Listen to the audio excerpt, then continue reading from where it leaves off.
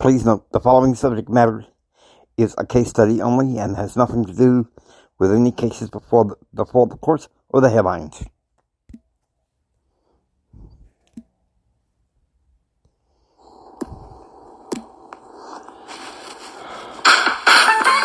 Hey everybody, J.R. Hendrick here. I want to talk to you about a service that can save you money. I'm talking about Flash Mobile. There's some good plans anywhere between $32 and about $75 per line. Unlimited talk, text, and data. To find out more details, get with your local ACN distributor. And God bless y'all. The James A. Hendrick School of Leadership and Flash Mobile forever. Leadership, flashing with excellence. They shine bright everywhere we go. Music for the people, making music for the people. Light shine bright everywhere we go. Light shine bright everywhere we go. Leadership, vivacious, full of success and beauty. Everywhere we go. Music for the people, making music for the people. Here is our latest details, independent of politics, the James A. Hendrick School of Leadership.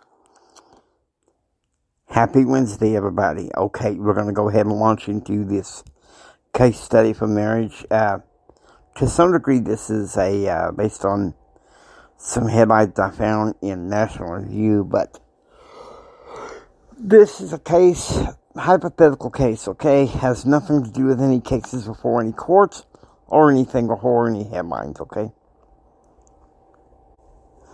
Picture yourself owning a Christian bakery in Thornton, Colorado. And all of a sudden, two couples walk in. You do cakes for birthdays, weddings, and anniversaries. The first couple walks in as a transgender wedding couple. The second one is a gay wedding couple. And you refuse, and it goes before the courts. Okay. Can we put aside the heated debate and rancor? And can we put aside the arguments regarding legal precedent? And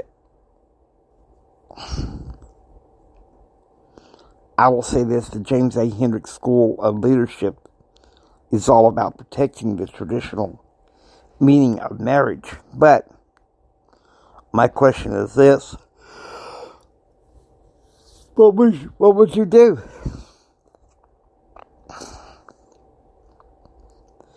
For just a few minutes, let's leave myself out of this. You're now in the place of their attorneys, and you have to argue their case, say in an appellate court level. Okay, state or federal, it doesn't matter.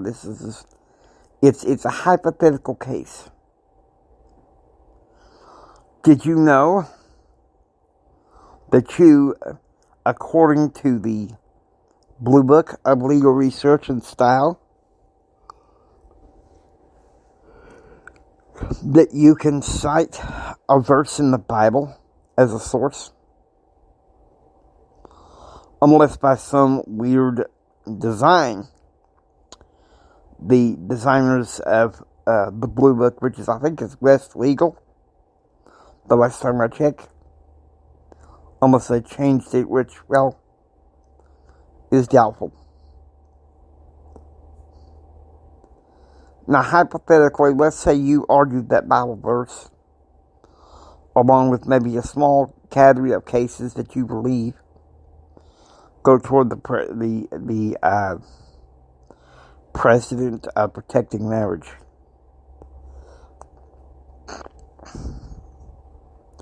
That's a lot to chew on. That's a lot to chew on. And here in a second, I'll tell you what I would do if I was in the case of the lawyers I do not see myself as a baker, forgive me. But I'll tell you what I would do. I would quote Leviticus chapter 22, verse 18. It says, "Thou shalt not lie with mankind or with womankind. It is abomination." I would also include the verse in Genesis where it says, God made man in his own image. In his own image he created them. Male and female created he them.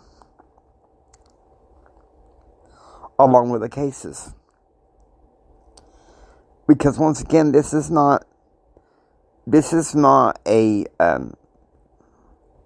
true case. It's only representative. It's only hypothetical. Now, let's give the baker's name as Jake Coltrane, and his wife Elizabeth, and his son Festus.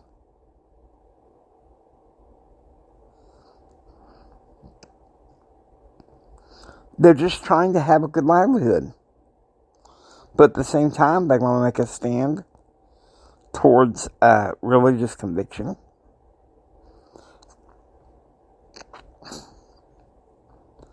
But yet these reactive liberals, and as far as I'm concerned, they're in both sides of the aisle. Okay, let's not play around with this here. This is a wonderful hypothetical case. Now you're probably wondering, you said you weren't going to be covering the news. The difference between National Review and, say, some of the news stories from a lot of the websites.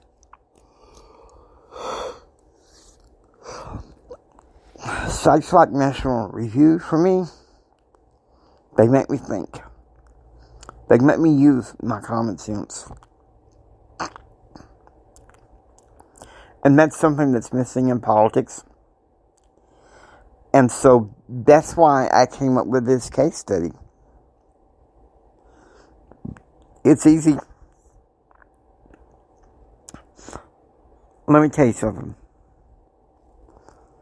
It's easy to just sit there and argue the points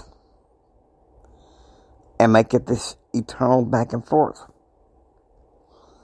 But I didn't do this for kind of like a let's stir up the pot. Many of you know that in my days as a political podcaster, I am not a provocateur. I believe instead of providing people hope, I believe instead of, in reality is providing answers to the problems. And Rush Limbaugh, when he was alive, I really felt like he did that. I don't think I ever remember him being a provocateur and upsetting me. In fact, I think if an issue was inflamed, he would divert it and talk about something else. As say, hey, give me a break, don't be so reactive.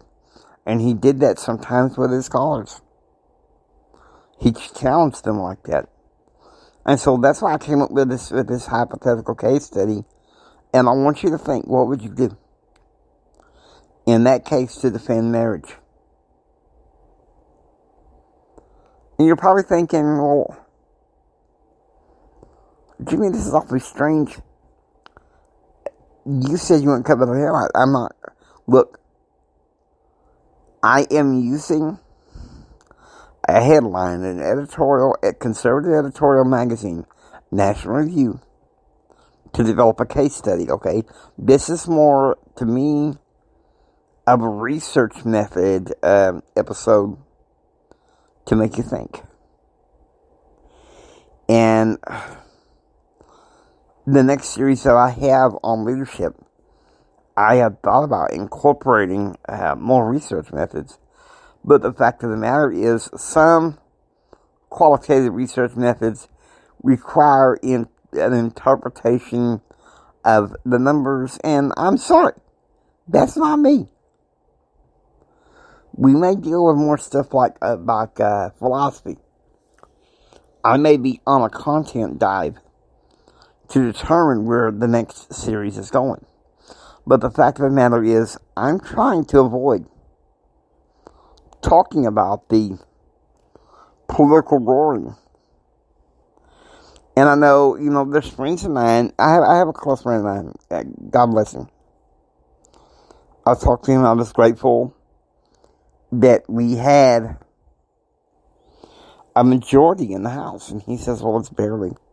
And I'm concerned about the Senate. I'm sorry, I'm with Dick Morris. Even if we don't control the Senate, the most powerful House of Congress is the House of Representatives, okay? John F. Kennedy said that. And if JFK said it, I believe it. Now, I hope you enjoy listening to the James A. Hendricks School of Leadership. If you like what you hear, please subscribe. Become a part of the James A. Hendricks School of Leadership classroom. This is Jimi Hendrix saying until next time, take care, be proactively informed. We're going to be mixing some things up. I got a speech coming up today where I'm going to be talking about personal philosophy. And then tomorrow, I'm going to come up with a topic. You guys take care and be proactively informed.